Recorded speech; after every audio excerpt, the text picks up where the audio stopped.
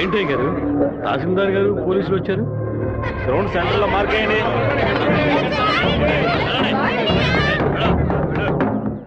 ఏంటో అర్థం కావట్లేదా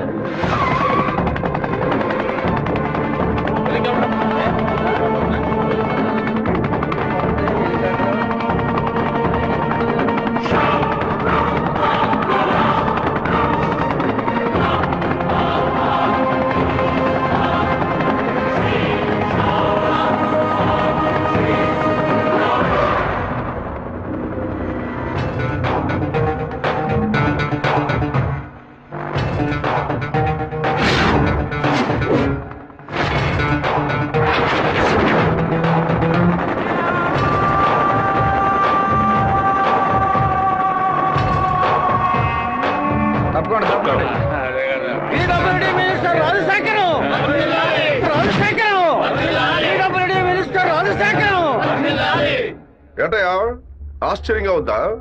బానిసగా నీ ముందు నించిన వాడు ఎలా మంత్రి అయ్యాడనుకుంటున్నావా? మంత్రి వరదరాజుని డిస్మిస్ చేసినందువల్ల ఆ పదవికి అదే జాతి వాడు మినిస్టర్ అవ్వాలని సీఎం డిసైడ్ చేశారు. టోటల్ ఆంధ్రాలో ఎక్కువ మెజారిటీతో గెలిచిన నన్ను మినిస్టర్ని చేశారు. రాజ్భవన్ లో పదవి ప్రమాణం చేసిన తర్వాత ఆశీర్వాదం తీసుకోవడానికి సీఎం ఇంటికి కూడా వెళ్ళలేదు. ఫ్లైట్ పట్టుకుని రేణిగుంట ఎయిర్పోర్ట్ లో దిగి స్ట్రైట్ గా నీ ఇంటి ముందు హెలికాప్టర్ లో దిగాడ్రా. ఎందుకో తెలుసా? ఆ రోజు అంతమంది ముందు ఆ ఎమ్మెల్యే అని కూడా చూడకుండా నా చెంప మీద కొట్టావు కదా, ఆ అవమానాన్ని తుడిచి పారేయడానికి. ఇదిగో పప్పుల్లో కింగ్ పిస్తా, పదవుల్లో కింగ్ మంత్రిరా. ఆ పదవితో నిన్న ఒక ఆట ఆడించకపోతే నా పేరు రాజశేఖర్ కాదు. ఆ రోజు 120 ఎకరాలు కొనేందుకు చింతలేసావు కదా, ఇంకా 6 నెలల్లో ఆంధ్రాలో 1200 ఎకరాలు కొని చూపిస్తాను. ఏం పీక్కుతావు? మొన్న ఏమాటాడావు? నేను ఒక్క జిల్లాకు ఎమ్మెల్యేగా ఉన్నందుకు 15 రోజులు రిజైన్ చేయకపోతే నన్ను లేపేస్తానన్నావు కదా. ఈ రోజు ఆంధ్రాలో ఉన్న అన్ని జిల్లాలకు నేను మంత్రుడినా. ఏం చెయ్యగలవయ్యా? ఏం పీక్కలవయ్యా నువ్వు? ఆ రోజు అందరి ముందు నన్ను కొట్టినందుకు నిన్ను నేను కొడతాను. అది మాత్రమే కాదు, నీ తలకాయ తెగ నరుకుతాను. మినిస్టర్ రాజశేఖరం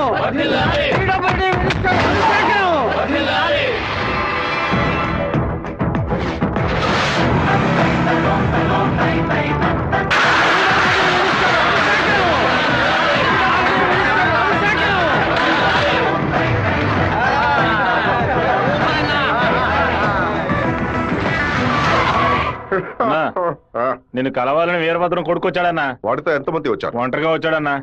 రానివ్వు.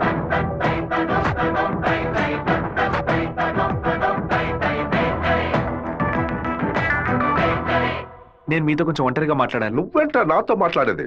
ఏదైనా అందరి ముందు చెప్పు. నేను ఒంటరిగా వచ్చాను, భయం లేకుండా. మీకెందుకు భయం? ఎవరికరా భయం? వెళ్ళవయ్యా, పోండి, బయటపోండి. ఏం మాట్లాడాలి? పప్పుల్లో కింగ్ పిస్తా, పదవుల్లో కింగ్ మంత్రి అన్నారుగా. వినడానికి బానే ఉంది, కానీ మీకు మ్యాటర్ తెలుసా? పచారీ కొట్టు లిస్ట్ లో కందిపప్పు, మినపప్పు, శనగపప్పు, పెసరపప్పు అని అన్నిటినీ కిలో లెక్కలో రాస్తారు. కానీ పిస్తా పప్పును మాత్రం 50, 100 గ్రాముల లెక్కలోనే రాస్తారు. పాయసంలో కూడా ఎక్కువ వేయరు, తక్కువే వేస్తారు. దాన్ని ఎక్కువ కొంటే క్యాష్ అవుట్, ఎక్కువ తింటే ఆరోగ్యం అవుట్. అలాంటిదే మంత్రి పదవి కూడా. గుర్తుని మార్చి నొక్కామే అనుకో, పదవి లేక రోడ్లో నుంచోవాలి, లేకపోతే కోర్టులో నుంచోవాలి. ఇంతవరకు ఎవరైనా సరే మా నాన్నతో వెనక నుంచొని మాట్లాడారే కానీ ముందు నుంచొని మాట్లాడలేదు. మొదటిసారిగా ఒకడు మా నాన్న ముందు నుంచొని ఛాలెంజ్ చేయడమో చూశాను, తల నరికేస్తానండమో విన్నాను. కొంచెం బాధ కలిగింది. ఇప్పుడు చెప్తున్నాను, నీకు 30 రోజులు టైం ఇస్తున్నాను. ఆలోగా నువ్వు చెప్పినట్టు మా నాన్న తల నరికేస్తే నా కుటుంబంతో పాటు వచ్చి నీ కాళ్ళ మీద పడతాను. అదే విధంగా నేను నీ తల నరకపోతే మా నాన్న వచ్చి నీ కాళ్ళ మీద పడతాను. నువ్వు మా నాన్న తల నరికేస్తే నా కుటుంబంతో పాటు వచ్చి నీ కాళ్ళ మీద పడతాను. అలాగే నేను నీ తల నరకపోతే మా నాన్న వచ్చి నీ కాళ్ళ మీద పడతారు. అంటే నేను నీ తల కన్ఫర్మ్ గా నరికేస్తానని చెప్తాను. నేను ఇప్పుడు మంత్రినిదా, కానీ మీ నాన్న ఇంకా పులివెందల్లో అదే వీరభద్రమే. అయితే ఛాలెంజ్ రెడీనా?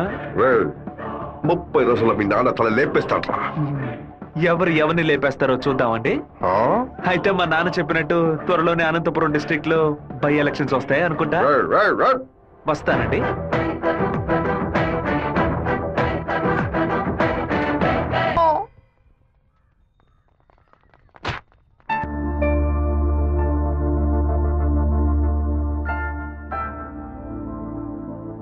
విఘ్నేశ్వరుని చూసి నవ్వుతున్నాడేంటి?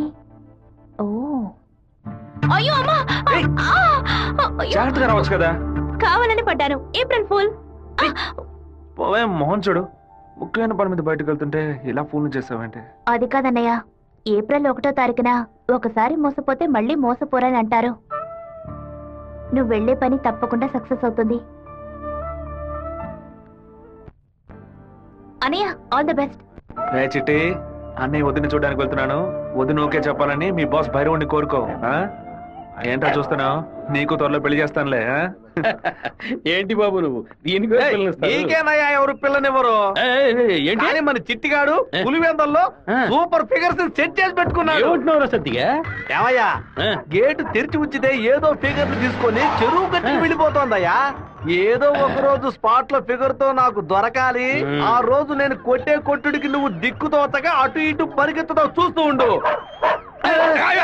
దీనికి అంత అర్థం అవుతుందయ్యా. ఒకే గూట్లో ఉంటేనే అది కుటుంబం, ఇద్దరు విడిగా ఉంటే అది నరకంతో సమానం. నీకు మీ అమ్మ ఎంత ముఖ్యమో నాకు మా నాన్న అంతకంటే ముఖ్యం. నిన్ను ప్రేమించిన పాపానికి ఏం చేయకుండా వెళ్ళిపోతున్నాను. ఇదే మాట ఇంకెవరైనా అనుంటే అక్కడే నరికి పాతేసేవాడిని.